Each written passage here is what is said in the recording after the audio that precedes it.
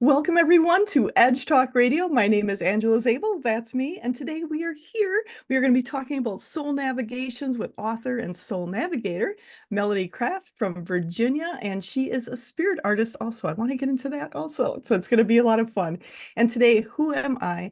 I am Angela Zabel. I have been connected to spirit my entire life, working with the team in the non-physical, sharing messages and helping people with working with a multitude of realms. So I am a teacher, coach, medium, radio show host, writer, retreat host, gallery reader, doing speaking engagements, offering online and in-person sessions with guidance, mediumship, intuition, and also online and group sessions, classes, and the Amplified Universe membership, which this is a group, this is about growing who we are. Why are we here? What is our connection to the world? And what is our role in it? And with that, it's also about sharing knowledge, working with others throughout the world. And you can find more about me on pretty much all the social media aspects, but pretty much go to my website, angelazabel.com, and look it up from there.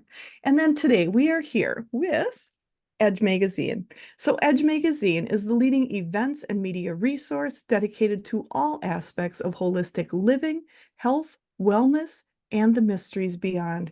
This is all about sharing information, wisdom, resources, committed to promoting businesses, organizations, and individuals who support our collective journey to wholeness, wellness, and balance. They are currently distributed in 30 states plus Canada with 17,000 magazines per printing. And they also have a vibrant online magazine with over 42,000 people reach per month.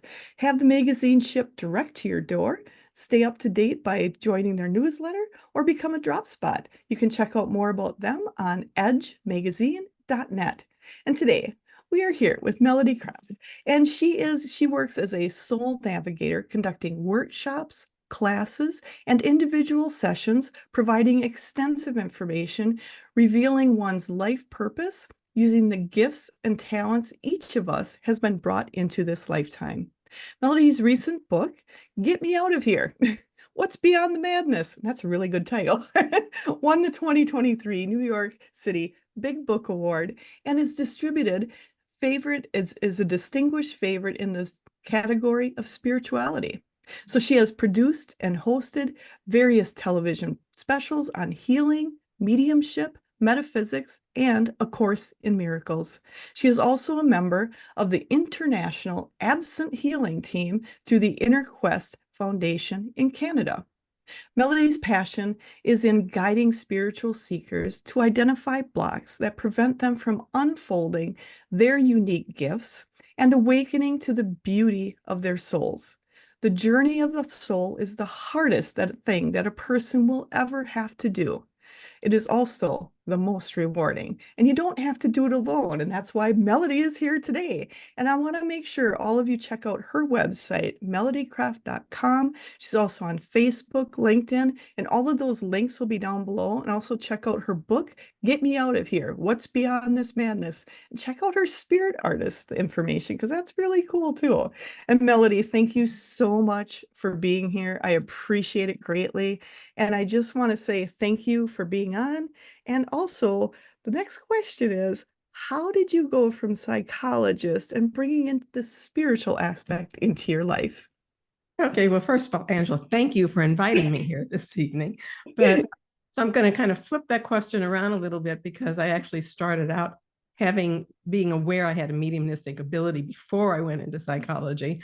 But when I was in graduate school, if you ever mentioned anything about psychism or mediumship, you took the chance of being kicked out of the program.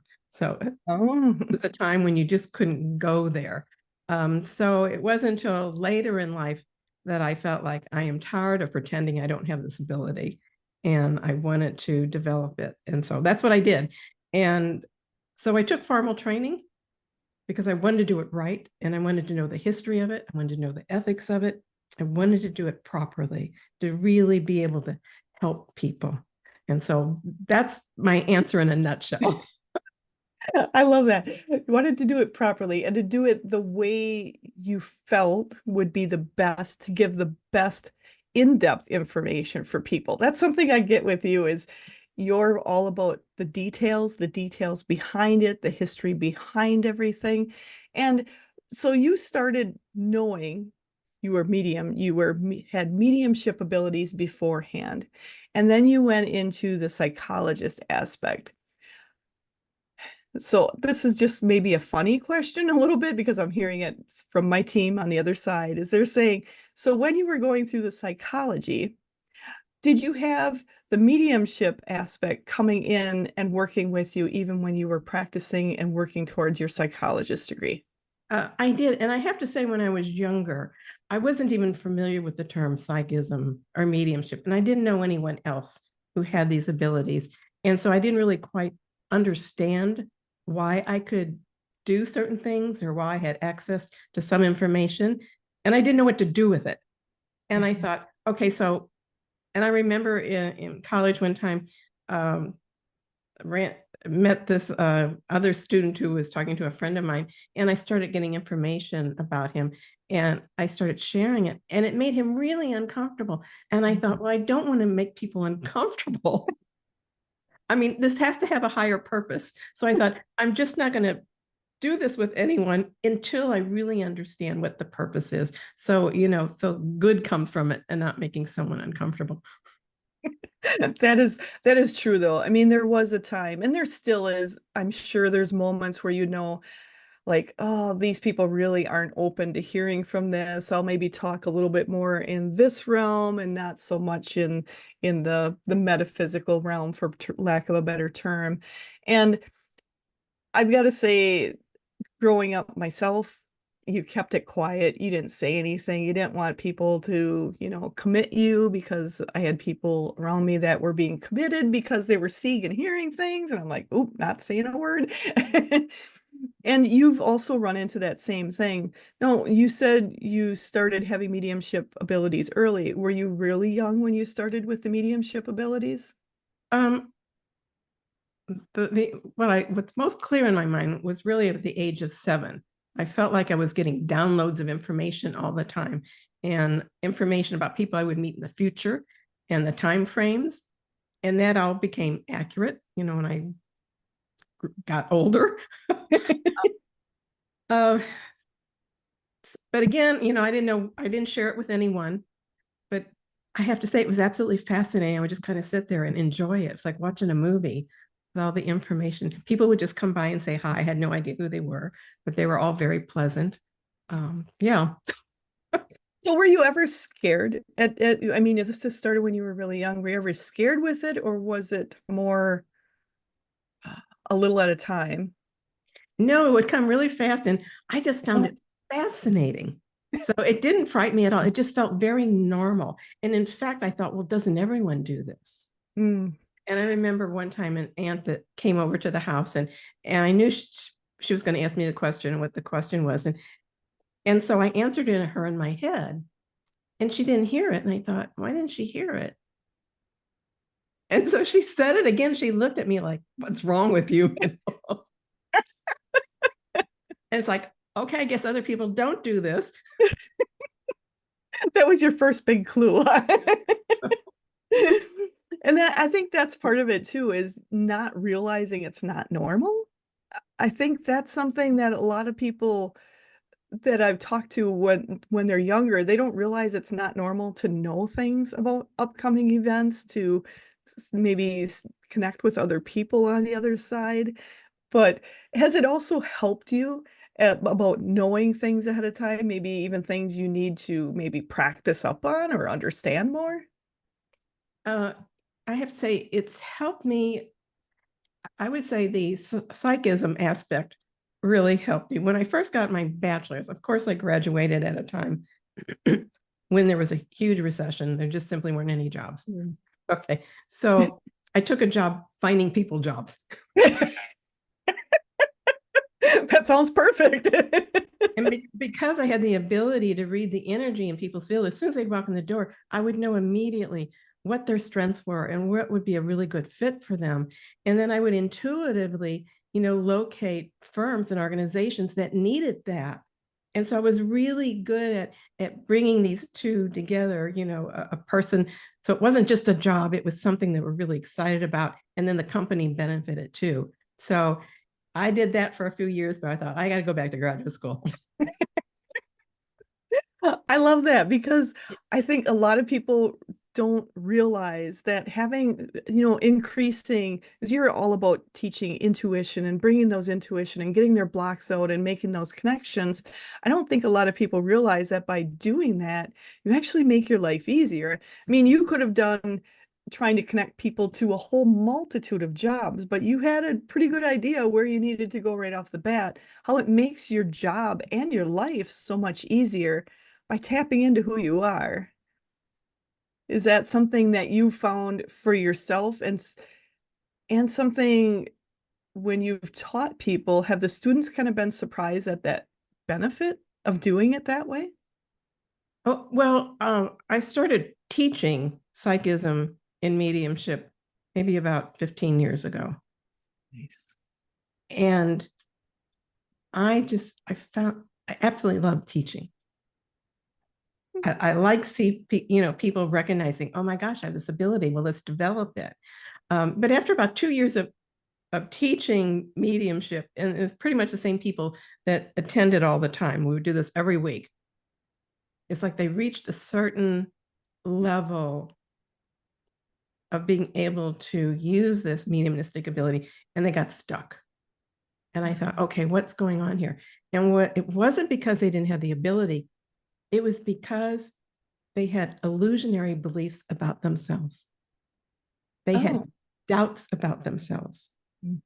They also had wounds, emotional wounds that had not been healed. And so it was all these false ideas they had about themselves that were blocks, keeping them from developing this natural capacity of having a mediumistic faculty. So I started shifting the way I was teaching and what I was teaching and focusing on, okay, let's clear out these blocks so you can really tap in and really expand your capacity. So now I do this for everyone, not just mediums. And I love it. And that's when you're talking about blocks, a lot of people, and I'm just going to say a lot of people I've talked to, they think their blocks are like they're just not good enough, they can't do it, they can't connect, that it's something wrong within them. And is that where you're kind of taking it and turning it around and saying that's more of your beliefs, that's not the true who you are? Is that kind of what you ran across, were people a lot of times what you said, doubting themselves and where they were at? And what are maybe some simple things people can do that can help them move through blocks like that? Okay, so I actually have a workshop that I teach people how to shift out of their ego consciousness. Nice. Because the ego's job is to keep us stuck in the past. You know, ego's always about fear.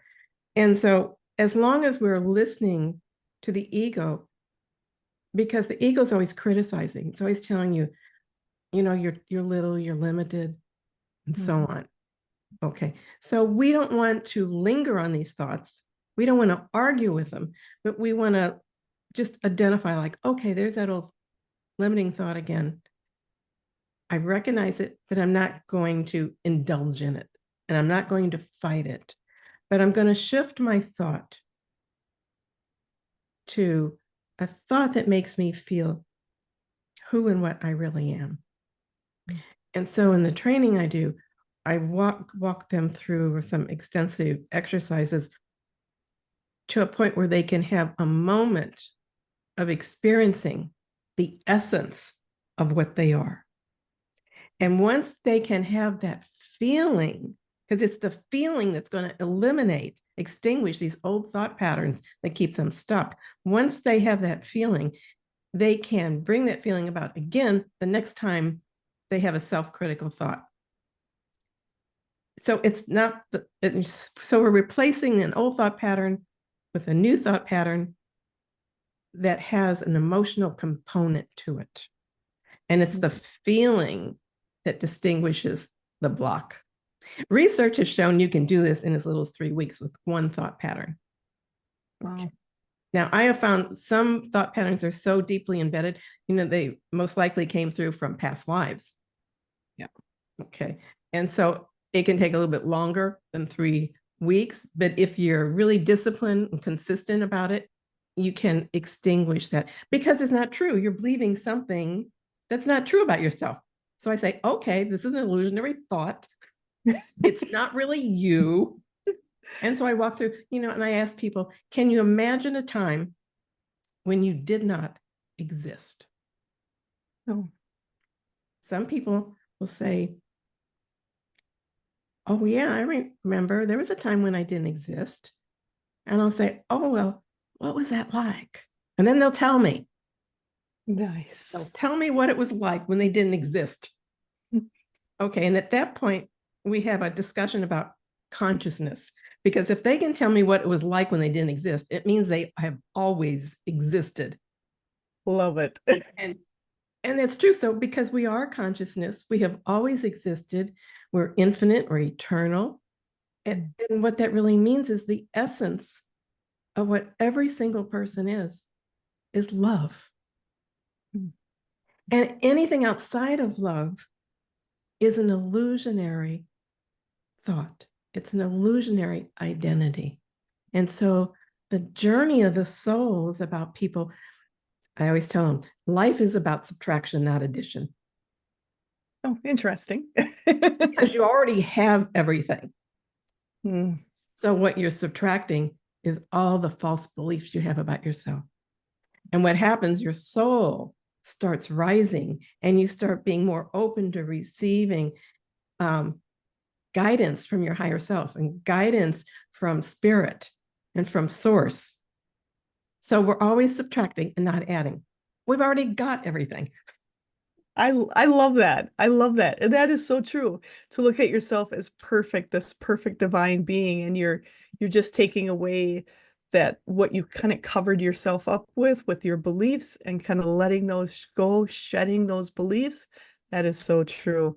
I love the fact, we are love. We are love in so many aspects. And feeling that and feeling who we are, that's so important. So important for people because I think a lot of times people get in that, I don't know if it's left brain, right brain, whatever word, you're thinking so logically, you forget to feel. You forget to feel. And that's been something I feel a lot of people have been doing for a long time, is going in the logical brain and forgetting to go with how they feel, checking in with their emotions, checking in with their higher self, and that consciousness is so important. And that's something that you have been teaching so much. So when you're doing your workshop, is that just in person or is it also online? Since the pandemic, I've been doing all of it online. I love it. I love it because I feel a lot of people kind of got a little, everything went a little crazy during the pandemic part and that, but I feel there was so much good that came out of it with the ability for things like you're doing, where you probably maybe did some online before, but not as much. And now it really changed how people communicate, changed how people get together, doing more of the online. But I also feel, I mean, energy is energy and can go anywhere in any time or space. But I think it took a lot of people that maybe weren't as familiar with energy and the ability to do that to go, oh, we can communicate online. We can have that energy shift right between no matter where you're at in the world, and the energy is the same.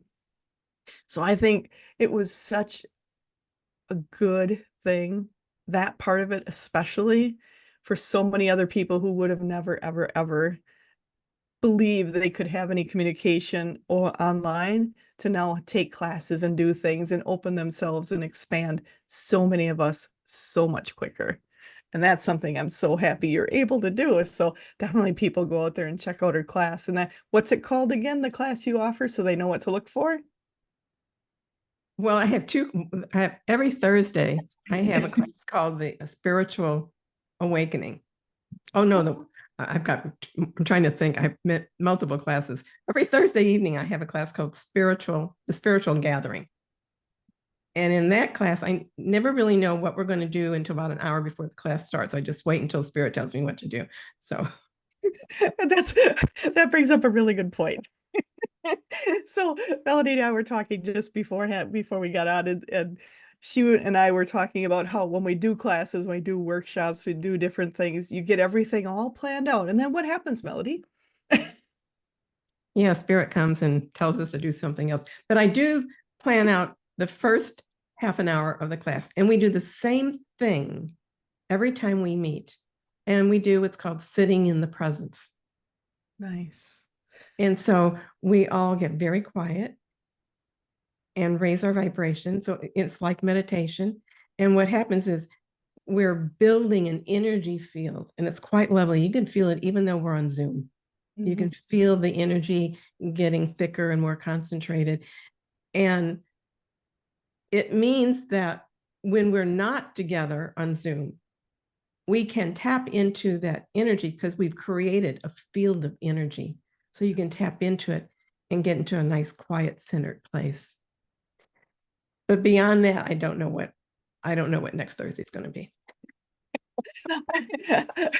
I love that, but I also love, like, you just talked about something, and this is something my team's been working with me also, so I think we're on the very similar wavelength there, is you talked about once you create that space, once you create that energy, it's always accessible. You can tap right into it, go right onto it right away and start there. You have a starting point because you've already felt it, you've already tapped into it. I'm just going to say my team has been calling it hot meditation or hot connection. Tapping in hot right off the beginning and going from there, and not trying to start cold. So I think that's something I feel is important for people to realize, though, that you can start on a place where you had great success and you felt things rather than trying to start cold and trying to build up to that once more. And I love that you're doing that yourself and showing people that when you leave your group and you're just doing our everyday things, when you need that connection, you can tap right into it. So I think that's something really important for people to understand. Things are shifting very quickly. And one of the things Melody and I had talked about is how, and yes, when I do classes, I have the basics all set down, but they come in and they're like, yeah, we're going to change it up. Somebody else joined or something changed. We're changing it all up on you. But when you do that, Melody, when you're going in knowing you have some basics down and you're trusting what they have. But when you're going in trusting, how does that make you feel? Does it make you feel like a little anxious about it, or are you like trusting and knowing things are going to go all right? Oh, it feels so comfortable. Yeah, it's like, and I have to, since I'm the lead in the class, I have to open my eyes at some point to see, is the half an hour up? And it's like, I don't want to come out of this space. Can we just all stay there? And then when they come out, many of them will say they could have just stayed there for the whole evening. I think that's the thing, is once you get into these states and let yourself get there and allow yourself to get there, it creates, I don't know about you, for me, it's almost an euphoria. It's like you're riding this high, this natural high afterwards. It just feels so good. And is is that something you've experienced too? And does it make you happy when you're done doing some of this? Oh, absolutely. Just when I started really getting trained for doing sittings, um, I was very disciplined about sitting every day at the Oh, same time, same place. And when you do that, it really helps. You don't have to be a medium for this to help you. I mean, I always recommend for everyone, if you want to relax your life and your life to be better, you have to be open for guidance. And to do that, you can't have your mind being busy all the time. yeah.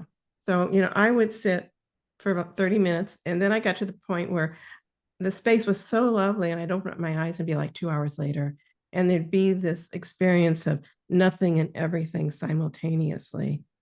So when you're really disciplined and do it, it really does change the way you feel, changes the way you see life, and it helps you get a lot of guidance also. And so you can be more clear in making decisions so you're not constantly fumbling. So you talk about guidance and information and for helping yourself going forward. So like making decisions. So what kind of decisions? So a lot of people, there's going to be new people watching this and they're like, what do you mean decisions, guidance? What kind of guidance? I thought you have to, it's only for big stuff. So what kind of guidance have you used it for in the past? Well, it can be for absolutely anything. Absolutely anything. It can be for relationships. If you're having, let's say, a difficult time with a specific person, you can just simply, set the intention. I'd like some guidance on how to handle this situation. And I remember I did this once, and the guidance was just let this person be. And I thought, and it felt so right. And I felt it even more than hearing it. And it wasn't until my quiet time was over and I got up and I walked through the hall, I could feel this wave of energy coming over me. It's like, just let this person be who she is. And that's all I have to do. And it was such a sense of relief. It's like, yeah, what do I have to do? Just nothing. It's just like, wish this person well, and that's it. I think that's something very important. Sometimes those answers are to do nothing, to just let it be, to let yourself off the hook from thinking you have to do something to fix it, to make amends, to make the situation better, and instead to just do nothing and accept people for who they are and let them be. Because I think that's something a lot of times we feel we need to be part of it, we need to fix it, we need to manipulate it to make it work. And that's not necessarily the right way to do it. I mean, the best thing we can do to help anyone is just, extend love to them and let them find their own footing in their life and what they need to do. I love that. And sometimes that's the hardest thing to do, especially, and I'm just going to say, I'm hearing, especially with parent and child and things like that going on, to step back, let them do what they need to do without interfering, without trying to make it better, knowing they also have their own path and they also can find their footing. I think that's the one thing is understanding. I'm just hearing and feeling, understanding that everybody is divine, even children, and that you sometimes have to let them make what we feel is mistakes, but is really good learning experiences for that. And they're just telling me, they're going back up. They're saying, of course, you have to make sure children are safe and take care of children. It doesn't mean you just let them go rogue and do things like that when you have younger children or doing things like that. But it's understanding there's times when you need to let them take their own steps. You need to just be that support behind them as they take their steps. And that's something a lot of people, and I've had a difficult time standing back at times too. So, but hearing those words and feeling them, and I like how you said you felt the words. It's like you had the feeling of letting things be.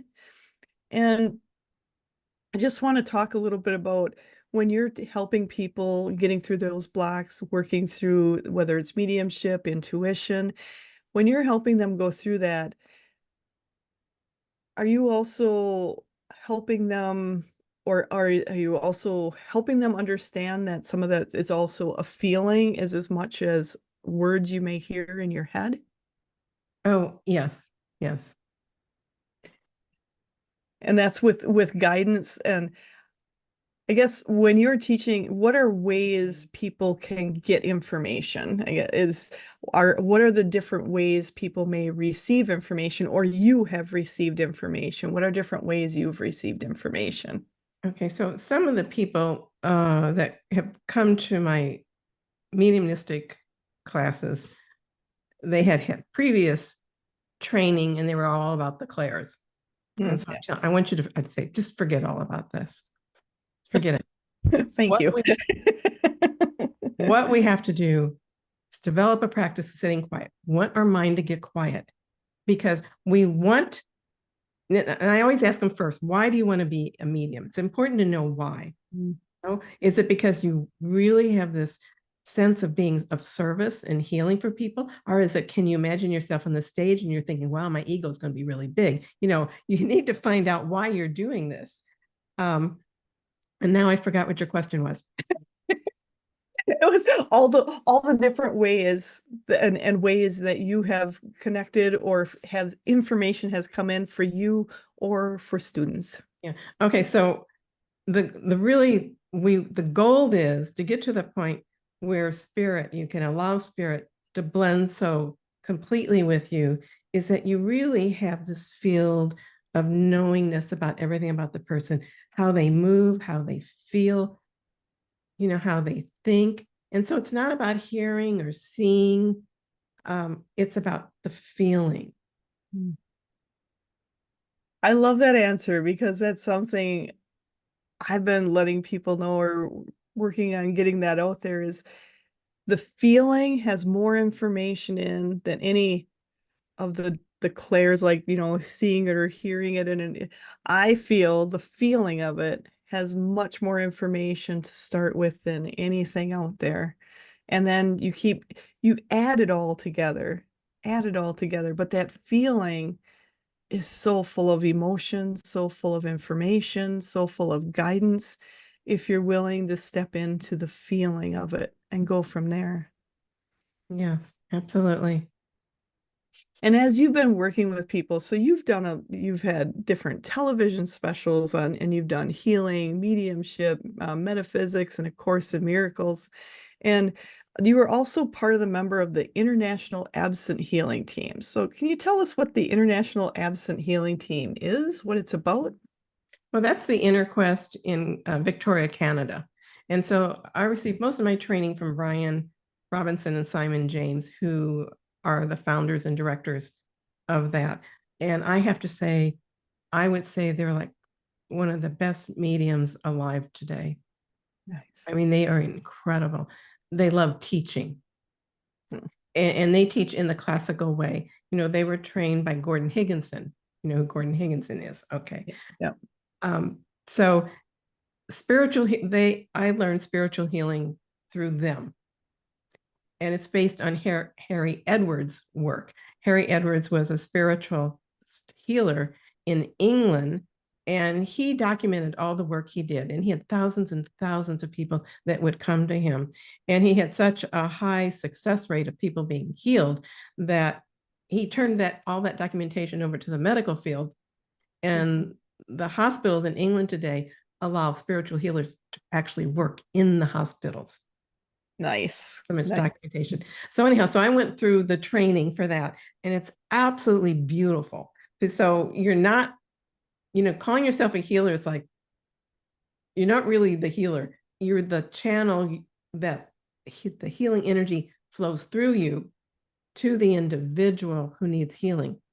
So you do not need to know what the medical health issue is with that person who's receiving it. In fact, you're better off not knowing. So you don't want your mind to jump in and direct your own energy. You just want to be an open channel for that flow through to the person. Now, when you do this effectively and work with a group of other spiritual healers who will function as batteries, you end up condensing energy, which allows this to happen properly. And you only need to do it for 2.5 minutes. Nice. Now, after I learned the training and I came back to Virginia, and so I gathered 8 people together that I knew that would be interested in this. And we spent a day and I trained them how to do it, all the things I wanted to do. And then I invited this gentleman, and I knew who had cancer. I said, "Are you open to this?" And he was. And so, we're surrounding him in a circle, and he's sitting in a chair, and we're just elevating our vibration to allow those in spirit who are effective at healing people use us as a channel, and directed it at the cause, the source of his cancer, not the symptom. 2.5 minutes, his cancer was gone. Wow. And so, and I found this consistently. I continued doing the spiritual healing workshops and having people come in. And there was only one person that I never got feedback, but everyone else had a healing experience from it. I love that. I love that. And I love how you said, people, you're healers. They call them healers because I think there's lack of a better term out there. But yeah, you yourself are not the one doing the healing. The energy is just flowing through you to someone else if they're open to it. And I like how you said how you ask them first if they're open to receiving that healing, because there's people you've I'm just going to ask you, have you felt where you felt drawn to maybe send healing energy to someone without necessarily talking to them? Or have you ever encountered that? No, I always wait till someone asks. No. Yeah. Okay, perfect. And that's the thing, is people have to be open to it, because if they're not, I don't feel it's going to do a lot of good if they're not open to it either. I don't know what your opinion is on that. If they're resistant to healing, then it's not going to happen. Right, right.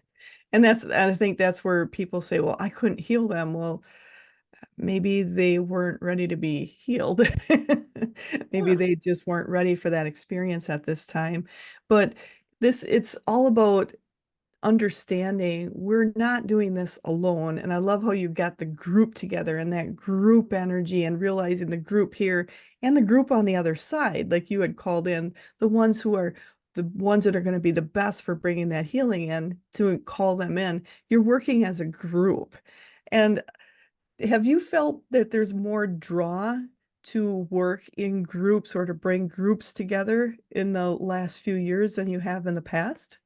Oh, absolutely. It started for me, I don't know, maybe about 15 years ago. I just kept feeling drawn to working with groups, and I love working with groups more than anything else. There's just so much dynamic and energy flowing back and forth. And one person will have a question, somebody else will say, oh, I had that question too. And there's so much sharing. And so I think it's a wonderful avenue for people to remember who and what they are.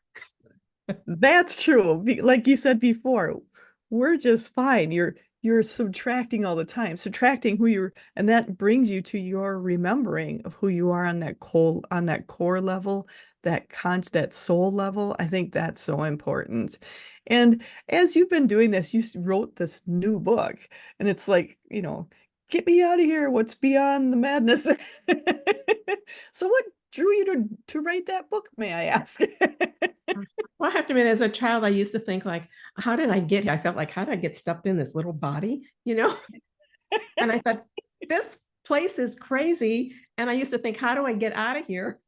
And so that was the beginning of like, and I didn't know how to get out of this madness of this world as a child. And it wasn't until much later in life that I realized, oh, you have to remember who you are. Oh yeah, there's a key to this, isn't there? Yes, there is. That's it. And so this book I have about 30 stories in there.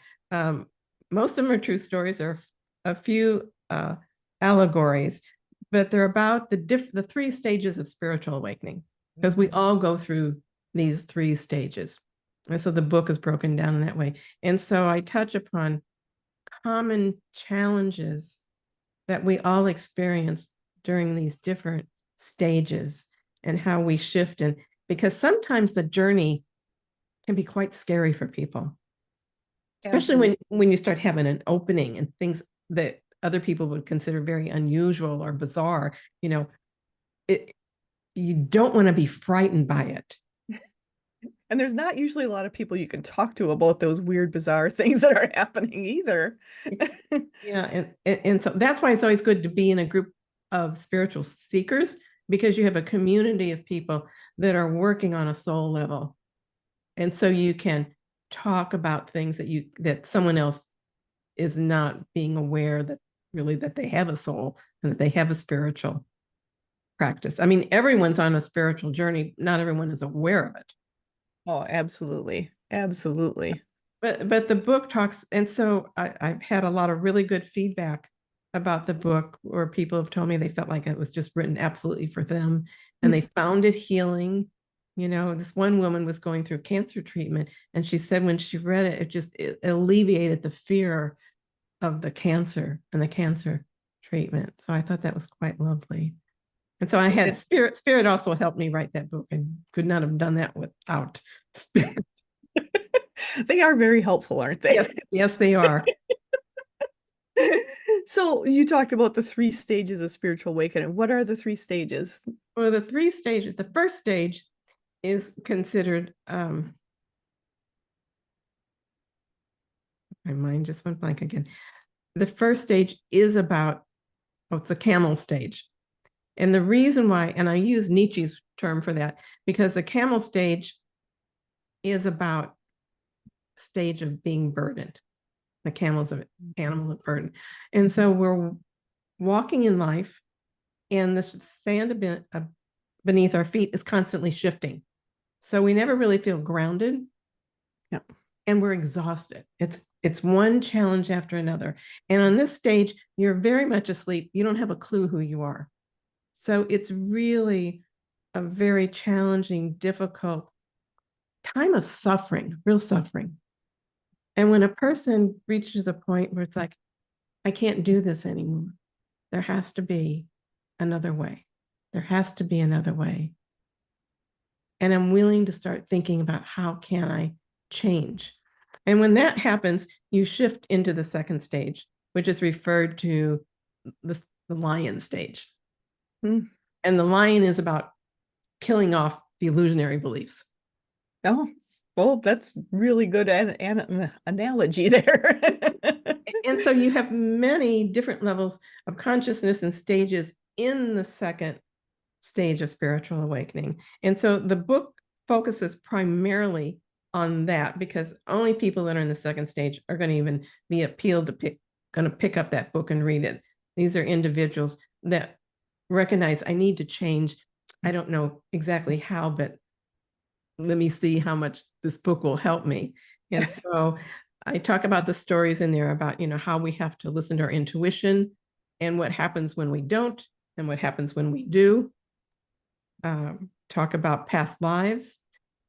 Then eventually I get to the third stage, which is referred to as the innocent child. And the reason why it's called that is because once we reach that stage, our consciousness has been elevated to a super consciousness and even a Christ consciousness level. So we now know who we are, and we realize, oh my gosh, I've always been innocent. This has just been a mad dream I've had up to now. None of it's been real, because I've had an illusionary identity, and it wasn't the real me. And so now you're in a place of recognizing the essence of what you are is love. And this is your real power. This is where miracles happen. This is how you can help heal others. Yeah. I think that's something I think a lot of people will get a lot out of your book. There's a lot of great information. And when you were talking about some of those stages, like, oh yeah, I was that one. Oh yeah, I was that one. Kind of going through. And it is at first, and I talk to people, especially people, there's a lot more people awakening. At least I've noticed there's just a lot more people asking questions, people you would never expect, and just a lot of people out there asking and trying to understand who they are. Is that something you've noticed too? There's more people at this point than what there was previously. Yeah, I think more people are willing to, like, okay, I don't like being stuck. Yeah. What do I need to do? And that's kind of, it creates an opening. Yes. Once they say that, because if they really want to, I remember this one lady who used to come to my workshops all the time, and she would not speak very often. When she did, she always apologized for everything she said. Mm. And I would tell her, you don't have to apologize. We would be happy to hear what you have to say. And so I used to have a home circle, and I had invited her over to join it. And one time after everyone left, she asked if she could stay and talk to me for a moment. And she told me what she really wanted to do. And I said, she said, but I just don't think I can do it. I don't think I have the ability. And I looked at her, and I must have had a funny look on my face. She told me years later I did.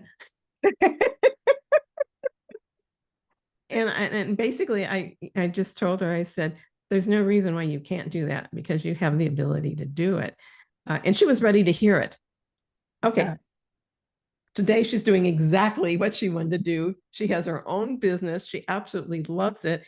And I think it was last year she told me once, she goes, yeah, Melody, I remember when I asked you that question, you rolled your eyes at me. And she goes, I knew in that minute that I had to change.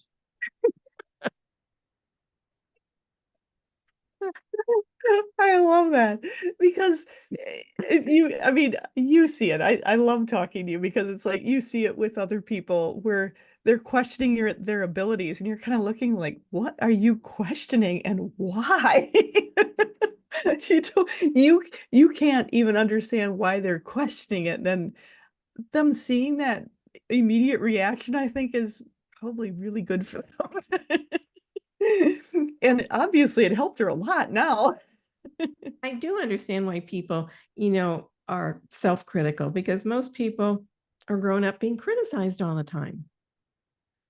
That is true. And so it takes a while to realize, oh gosh, doesn't have anything to do with me. It's a old habit formation. And I need to step out of it because that's how they can move forward. Absolutely. And I think that's something really important for people to hear. A lot of this is habits and information from people around us growing up. A lot of those habits, we hear it. And even growing up and beyond, you look back at how many times you've been criticized. It's like, it's a lot versus how many times you've been maybe bumped up and supported. It's usually more criticizing than support. And to realize and go through that and go, oh, it's kind of what's status quo for many, many years, and breaking that pattern and doing it differently for yourself, but also the next generation. What a difference it's going to make when you're going through all those old patterns and releasing them and helping with the next generation, helping to even think about the words you're speaking about yourself, the next generation, and people around you. Have you noticed the difference in how you interact with people, how you um, talk with people since you've been on this journey? Now, I know it's been a while you've been on this journey, but is it something you're more cognizant of as you've gone through this? Well, I know that I've changed over time because, I'm also letting go of old illusionary beliefs, which allows me to be more effective in what I do. I think that's something people don't realize is the people who are teachers, the people who are out there, having businesses, showing and helping other people, for them to realize we're also shedding and changing our beliefs along the way. And we're just shedding our beliefs ahead of the students is what I like to say. So, so is that more of what you found yourself? You're kind of shedding them ahead of the students? Yes, you really have to. And what I've also noticed is like if there's too large of a gap between my level of consciousness and the level of consciousness I'm working with, then there's no bridge. So you have to be aware of who you can work with where you can be effective. I like that. I like that. And has that something you've noticed just as you've been working with things that I guess my question is, have you noticed with the students that are drawn to you are on certain levels as they work with you and continue to work with you as the levels kind of shift and change as to what you're working with? Because you work on mediumship, you also work with the healing and working with the intuition. Have you found like different levels of understanding from the students that match up with you? I think really from the very beginning, I've been very fortunate in attracting people that are ready to hear what I have to say. But I have to say, I would sit in silence and I would ask Spirit, please only send me people that I can help because I know I can't help everyone. That was a perfect point right there. Knowing you can only help the ones who are going to resonate with you, who are ready to hear what you have to say, and you can't help everyone. And that's why there's such a unique blend and a unique pool, let's say, of people for teachers that you can go to. And I think that's something important. And I think you work also, like you've had people that started their own businesses for people to understand that when they're doing their business, you're not going to resonate with everyone, and that's okay. Is that something you also kind of help people understand? I have to say that has not come up because once they're ready, it's kind of like they just start flying. And Well, I have contact with many of them because many of them have really gone off and doing wonderful things and they're really experiencing joy in their life. And what's so beautiful about it is they're helping others now. So it's creating like this ripple in life. So it's not just me, it's many people. They learn something and they take it and they share it with someone else. And that person takes it and they share it with someone else. So it keeps growing. I love that. And that's something that people I think maybe are starting to understand that as you teach other people, they in turn teach people, and they in turn teach people. There's no way one single person could reach the amount of people that the network of people can reach. And they're all a little different. Everybody you teach is all a little different. They all have their own little unique aspects to them, which makes them drawn to the people that maybe wouldn't have been drawn to, say, like you or I, but they're drawn to someone else, another student, that they're drawn to them. And some people, I'm just going to say this, they're bringing up the new energy is all about bringing that collaboration together, having a network of people, and not to look at it as something. There was a lot of competition, and that's part of the old energy. Have you felt it more of going forward? It's more of a collaborative energy than a competition energy? Well, I know with everyone I work with and have worked with, it's been very much a collaboration. Nice. And that's something I feel is very important going forward. People to realize it is a collaboration, and there's a lot of the old energy out there. And as you work through your book, to get me out of here, what's beyond the madness, when you get at the what's beyond the madness and your mediumship, you work with so many different aspects out there. And I know you work with not just people that pass, you also work with other realms. Is that correct? Okay, so I'm not really sure what you're asking me about other. I mean, I've certainly had experiences um, with other dimensions. Yes. Some really interesting ones that just make me laugh. So what's a fun one? Well, I have one in my book, although I did alter it somewhat in my book to protect the identity of the people that were there at the time. In one of my home circles, and this was a group of people that I've known for a few years, and we would sit, it was for a mediumistic development. So we would sit and first, let's see who can develop their mediumship. And so one evening, this little being appeared in the middle of a circle. And I thought, and it felt so joyful. I just wanted to laugh. And I thought, don't laugh. 30 minutes is not up. Everyone's really quiet. And then I know this sounds so bizarre, but You know where we are, right? okay. And I saw it's like these little tiny people that looked like they were from Switzerland with the Switzerland type clothes on, the mountain climbing clothes, climbing up this one lady's leg in the group. And when I saw that, I thought, oh my God, don't laugh. I just thought, and finally I couldn't contain myself anymore. And I burst out laughing. It's about 5 minutes beforehand. And I apologized to everyone. And I told Cheryl what I saw. I said, Cheryl, I'm sorry, but I saw these little people climbing up your leg like your leg was a mountain. She goes, oh my God, I'm glad you stopped it because I could feel something crawling up my leg and it was itching. Oh, very cool. But it was, I found it really funny. And I think those, for people to realize when you open yourself up there's other realms, there's other dimensions that are out there that you may be seeing, tapping into, and they can be so fun. They can be Yeah. so And fun. so it's just, I just suddenly became aware of another dimension. But I remember one time, and I thought this was really interesting. And this was actually at a sound bath. And I could see and hear mermaids and whales. And I heard them say, please stop polluting the ocean because it's bleeding into our dimension. Interesting. Interesting. And I thought, okay, I know I have a good imagination, but I did not imagine that. I actually heard that, yeah.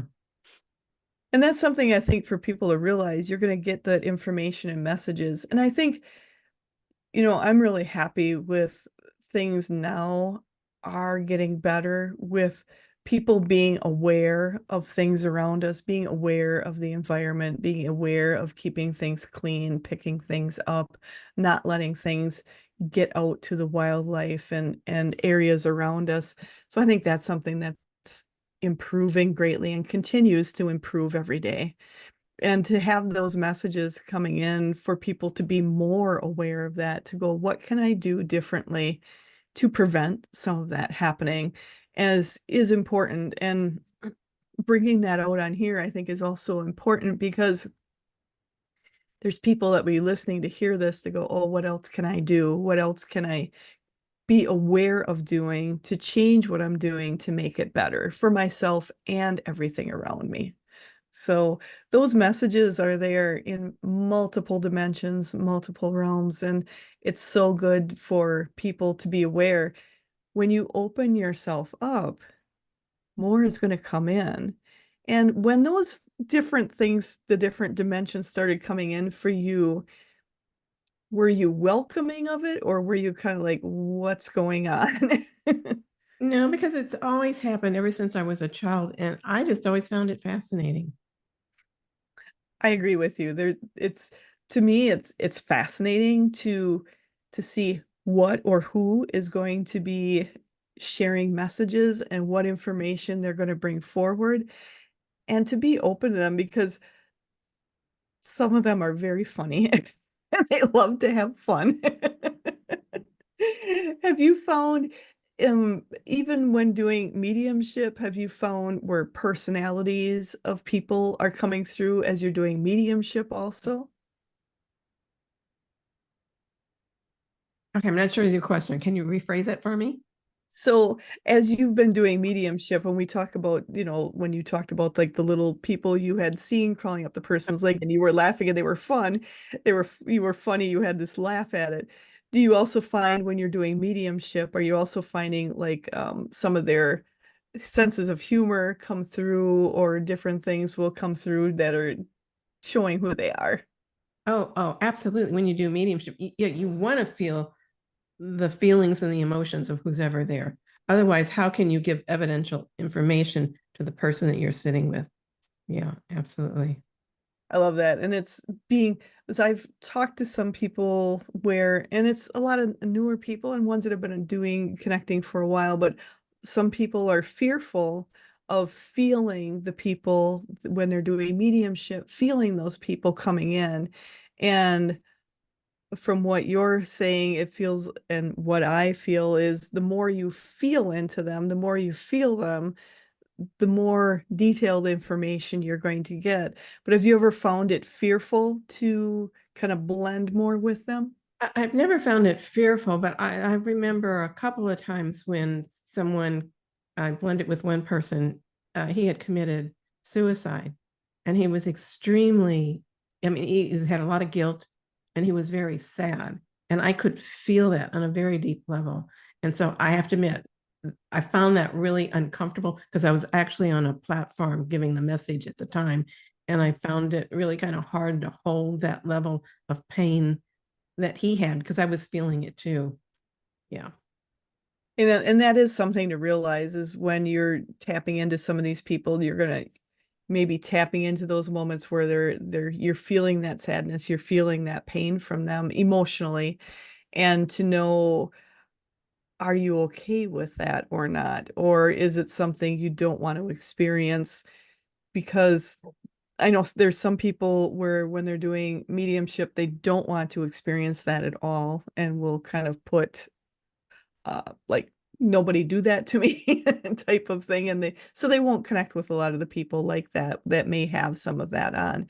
But I've also, and I just want to share, they're just saying they want me to share something. You brought someone through that had committed suicide and were very sad, and you felt that sadness around you. There was someone I also had brought through that had committed suicide, and that sadness was around, but because they were so wanting to help the person in that was here on earth and feeling bad that they left them in that way, they were always around them, and it was making the person here that was alive on earth feeling sad and depressed because they had this person around them who they felt they were helping them, but in actuality they were making them sad because they were sad about it. And having that conversation, so sometimes when people, they're just saying, I've just got my team talking to me to just let people know that sometimes when you're extremely sad and depressed after someone may commit suicide or have a different way of passing, sometimes you're also feeling their feelings because you're pulling that in, and to maybe take a step back and ask them to take a step back so you're not taking on those emotions of the one from the other side too. Is that something you've encountered also?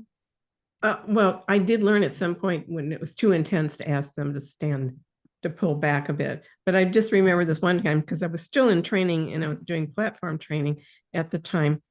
And so I was able to give evidential information on who it was. I could feel his energy. And I knew who it was for in the audience. Mm-hmm. And what he said to me, and I also knew that he had a drug issue. And he told me his wife had a drug issue too. So I thought, now I need to give a message and also protect this woman's privacy Right. in this audience. So I said it in a way where she would know what I was talking about, but no one else would. Yes.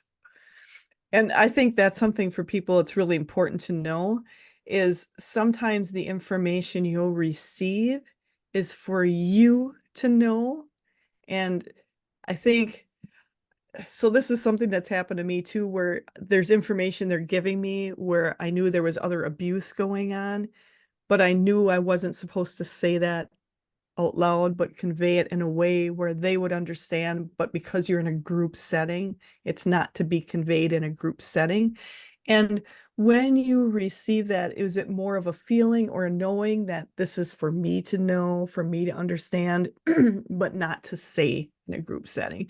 Or do you more go with looking at what the information you receive and then knowing in a group setting, there's some things privacy wise that you know you're not going to speak out loud?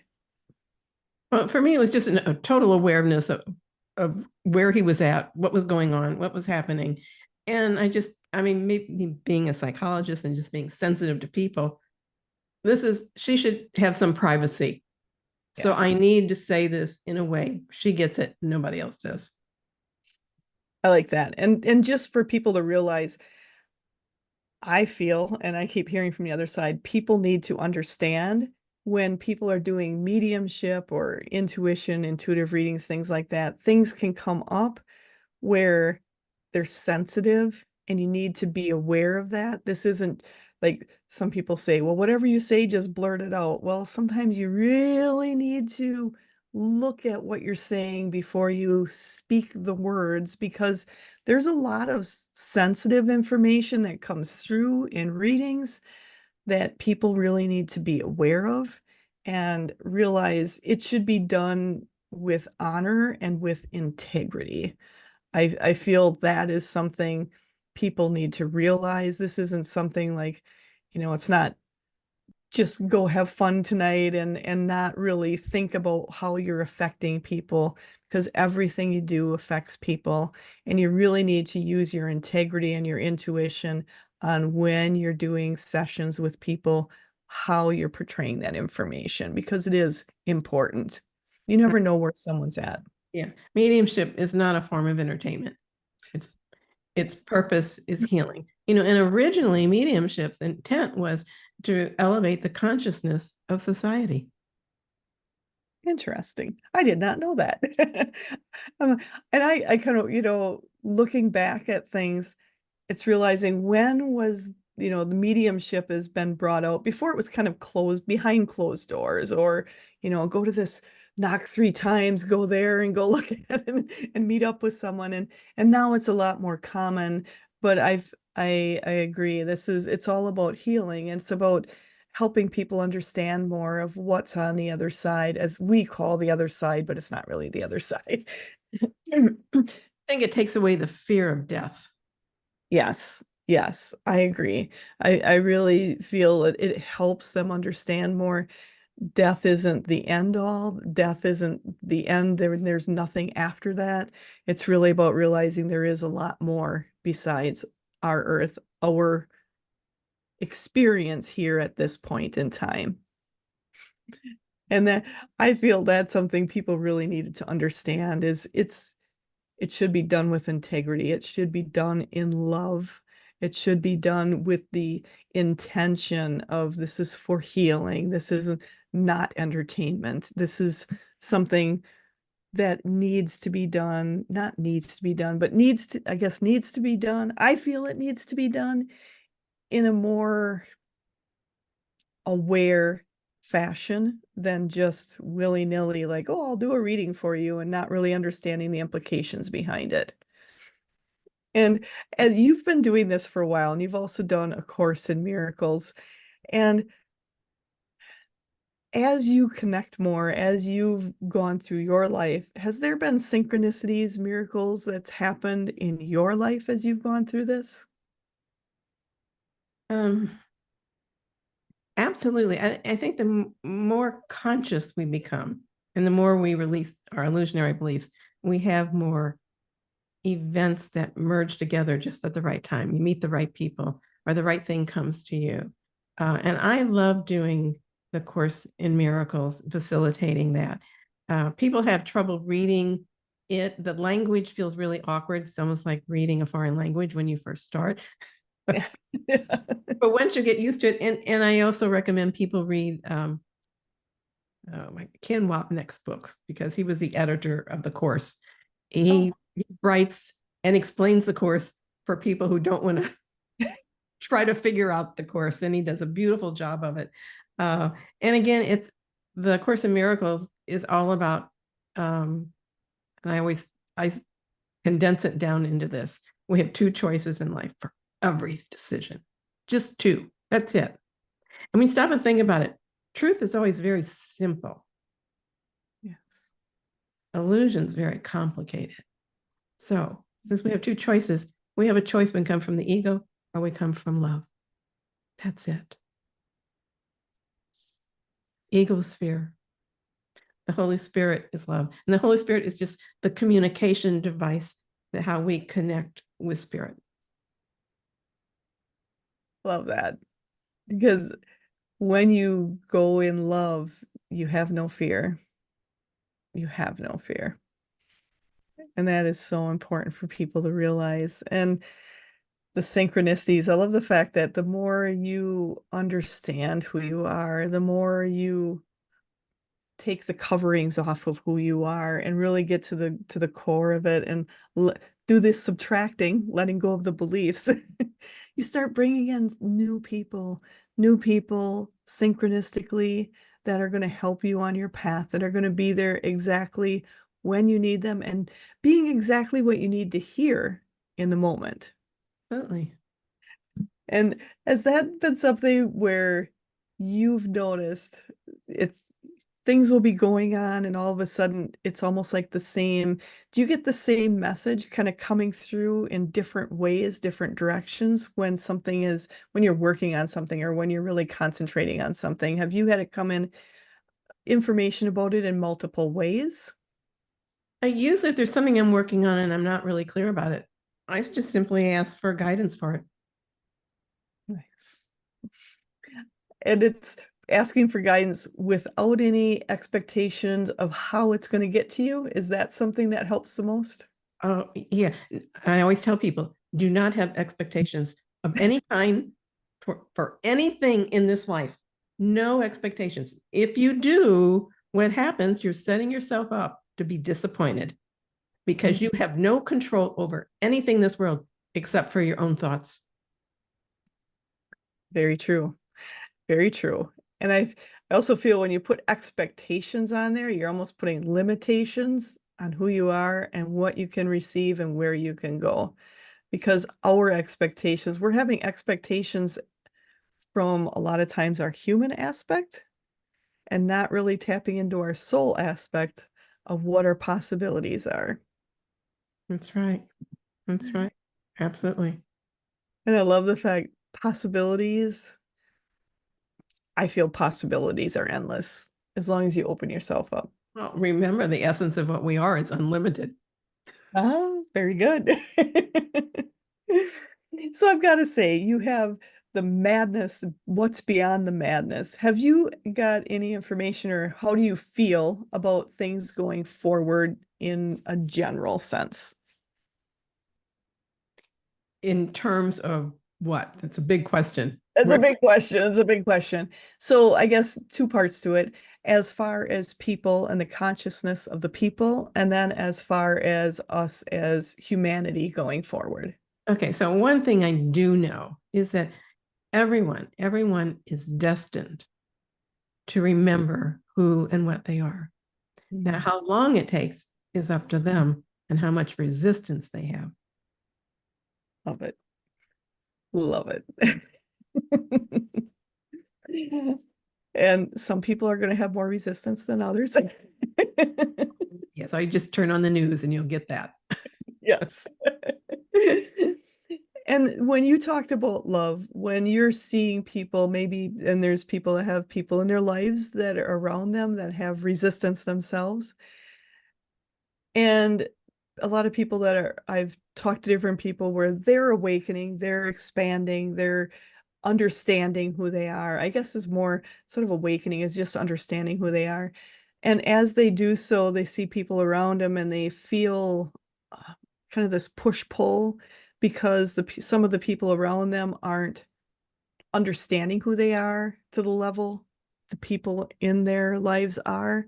And so it's got this push-pull where some are like this black and white, this is how the world works, this is how things operate. And then you've got the person who is going, well, but there's more to it. And they're living in a lot of situations where you're both in there, that frustration level. What do you recommend for people when they're in relationships or situations or friendships or people in their family where they're not as understanding about what's going on? Is there a way that you recommend they handle those situations so they don't get so frustrated? Okay, so when that is happening, what individuals need to realize is that their tribe is not supporting them. And it means that it's time to move out of the tribe and follow your own path. And I know that's not easy for a lot of people, but that's part of their journey. And that's something I think people need to realize is there are times where you may decide to change who's around you, but by doing so, you're opening yourself up to new people who may be around you. Absolutely. Yeah. And other times it may be to, as you had said before, to just let them be and not worry until they're ready. Until they're ready. Until they say, Uncle, I can't deal with this anymore. I say uncle. Yes. And that is true. Sometimes it's understanding you have to just let it be, not worry about it, not get upset about it, and just let it go. Just let it go. Mhm. Because that's what's also going to help us move forward is let it go. Don't worry about it. If it's not your life to live, don't worry about it. Right. That's right. Can't control anything out there, just your Ab- thoughts. Absolutely. Well, I just wanted to, is there something else you'd like to cover before we close tonight? I can't think of anything. Oh, I did have one thing they wanted me to go back to quick. You're the spirit artist. How did that start? Well, I always saw people when I was a child, and being an artist, I would draw their faces. And so it wasn't until, oh, maybe what, again, about 15, 20 years ago, that I started getting serious about it. And I would sit and draw the likeness of individuals for our clients. And when I first started out, I thought, okay, I'm just going to practice this for 1 year. And I knew this one therapist, and I asked her, can you give me names of people you know that I do not know? And I'll draw an image of whoever I see around them. And so, and so that way it was a nice disconnect in the way that I couldn't be influenced. And so I would draw like the deceased mother of someone, and then I would get feedback. So I did this sort of thing for about a year until I felt really comfortable that I was getting accurate information. And I've always had, when it comes to art, I always had like a photographic memory. So even if the person was only there for like 3 seconds, I could hold on to that image and then draw it. And I always loved it when the person with me could not identify who it was in the sketch.